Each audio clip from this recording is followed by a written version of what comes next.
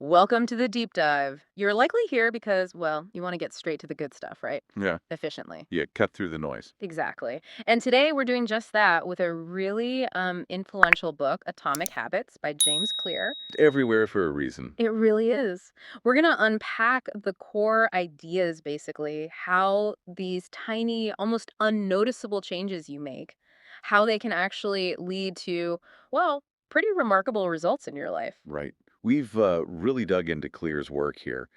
Our mission, if you like, for this deep dive is to show you how these little adjustments, these atomic habits he talks about, Mm. how they can create this big ripple effect for you. Think of this as your shortcut to understanding habit building Mm. and breaking bad ones too. Straight from the source, essentially.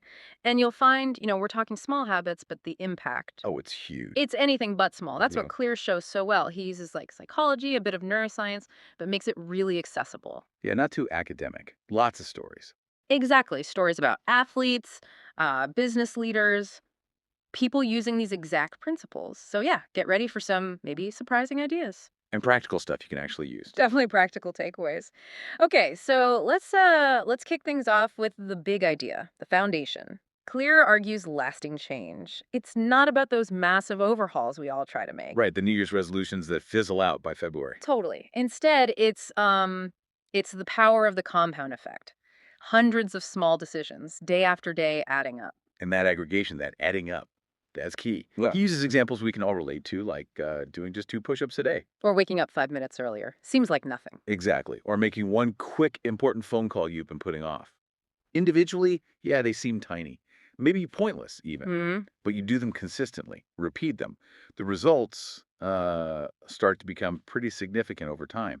It's all about those marginal gains building up. That makes sense. And he mentions that small win gives you a little dopamine hit, right? Which makes you want to do it again. Yes, precisely.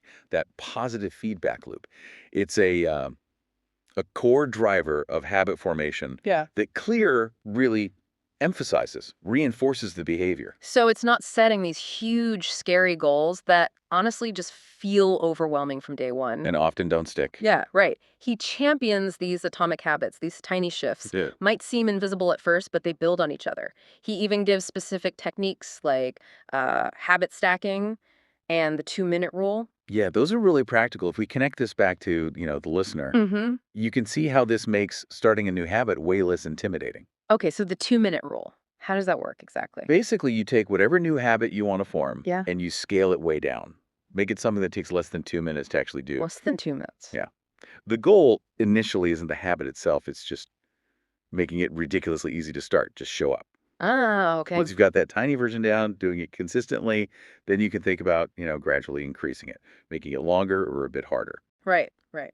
So, like his example, if you want to run a marathon, you don't start by trying to run 5 miles. No way. You start by just putting on your running shoes. Exactly. That's the 2-minute version. Yeah. Make that first step so easy you basically can't say no to it. Okay. And then once that's automatic, the bigger goal, the marathon, feels more achievable. Precisely. You build that consistency first. Got it. And what about habit stacking? You mentioned that too. Yeah, another really clever one. Habit stacking is all about linking a new habit you want to build onto an existing habit you already do without thinking. Okay. The formula he suggests is basically after I do my current habit, I will do my new habit. Ah, okay. So you anchor it. You anchor the new thing to something that's already automatic for you. It dramatically increases the chance the new habit will stick. Give me an example. Okay, we're like, after I brush my teeth in the morning, which you probably do anyway, right? Okay. I will do 2 push-ups. Or after I pour my first cup of coffee, I will meditate for 1 minute. That makes perfect sense. It's like piggybacking the new behavior onto something your brain already knows how to do on autopilot. Exactly that. Piggybacking is a great way to put it. And it's interesting, Claire points out, these small changes, they're not just for like hitting big productivity goals or anything. No, not just about output. Right. He talks about how they can actually make you feel more motivated, even happier day to day. Yeah, which raises a good question for you listening. Why would these tiny things affect your motivation or happiness so much? Hmm. Part of it is that sense of accomplishment we touched on. Even finishing a tiny habit feels like a win. A small win, but still a win. Exactly. And those small wins build momentum. They also reinforce your identity, like, I'm the kind of person who follows through. Right. And you avoid feeling overwhelmed, which is a big demotivator. Definitely. Focusing on small, manageable steps just naturally leads to feeling, well, better about things, less stressed. Yeah. Okay. This is where it gets really interesting, I think. Clear goes into the why behind it, the psychology, even a bit of the neuroscience. The mechanics of it, Yeah. It's not just about willpower, which, let's be honest, is pretty unreliable for most of us. very unreliable. Comes and goes. Right. So instead, it's about designing your life, your environment, your systems, designing them so they support your goals instead of you constantly fighting against your environment. Exactly. That's huge. Claire talks about the importance of making good habits obvious, attractive, easy, and satisfying. Those are the keys. Obvious, attractive, easy, satisfying. Okay. And then for bad habits, you want to break. You flip it, make them invisible, unattractive, difficult, and unsatisfying. Ah, the inverse. Precisely. These are his 4 laws of behavior change. Yeah. They give you this really practical framework you can use to, like, engineer better habits for yourself. Okay, can we break those down just a tiny bit more, make it obvious? Sure. Obvious is about cues, making the trigger for your good habit really visible in your environment, like leaving your running shoes by the door. Got it. Attractive. That's about linking the habit to something you actually enjoy or find rewarding. Maybe you only listen to your favorite podcast while you exercise. Okay, makes sense. Easy. That's the 2-minute rule we talked about. Yeah. Reduce the friction, make it almost effortless to start, Right. and finally, satisfying. This means making sure there's some kind of immediate reward or feeling of success right after you do the habit. Tracking it on a calendar, maybe? So it's not just the habit in isolation, it's the whole ecosystem around it that you Yeah, build. exactly. Making the good stuff easy and the bad stuff hard. And he backs this all up with those stories, right? You Yeah, mentioned athletes. yeah. Really inspiring ones. Olympic gold medalists focusing on tiny, tiny tweaks. CEOs using small productivity hacks that totally changed their companies. Yeah. Scientists whose consistent small habits led to big breakthroughs. Mhm. These stories aren't just fluff. They really show the principles in action. They demonstrate for you how these little daily choices, when you stick with them and they compound, can lead to really extraordinary results. Anywhere. Like that British cycling team example he Oh, yeah, uses. that's a classic. They obsessed over, like, 1% improvements everywhere. The bike seat, the massage gel, the pillows the rider slept on. Pillows, Really? seriously. Tiny things, but add them all up. Multiple Olympic golds, Yeah. Tour de France wins. It perfectly illustrates this whole idea. What stands out to you about examples like that? For me, it's just how universal it seems. It doesn't matter if it's sports or business or science. Hmm. That underlying idea of small, consistent steps seems to be the common factor for real progress. It makes me feel like, okay, this isn't just some fad, it's It fundamental. really feels like a fundamental principle of how things work, yeah, Yeah. how we work.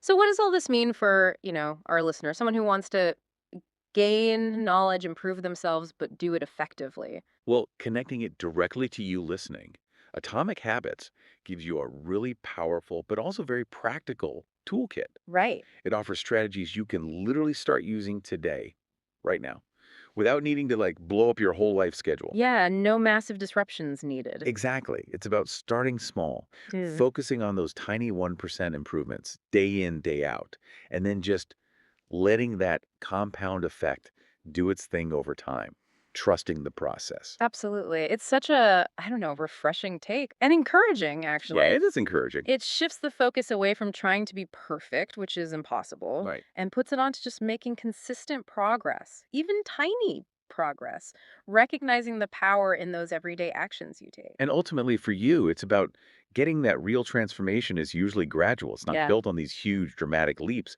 It's built on those small, consistent steps you take every single day. So, yeah, to kind of wrap it up for you, James Clear's Atomic Habits, it really boils down to this. Big life changes often come from the compound effect of these really small, almost invisible habits you build up consistently. That's the core message, perfectly put. It's the accumulation of those tiny atomic changes that gets you the results you're actually looking for. So here's something to think about for yourself. What's just one tiny habit based on what we've talked about that you could actually realistically start today? Yeah, like really small. Maybe it is 2 push ups or setting your alarm 5 minutes earlier. or sending that one email you've been avoiding. Just one thing. And then consider the potential. Clear calls it the revolutionary effect Hmm. that these tiny changes could have down the line. On your career, your relationships, your whole life, really. Yeah. An invitation, isn't it? Yeah. Start incredibly small, but think big about where those consistent actions could lead you. Hmm. So maybe as you go about your day to day, just notice the little routines you have.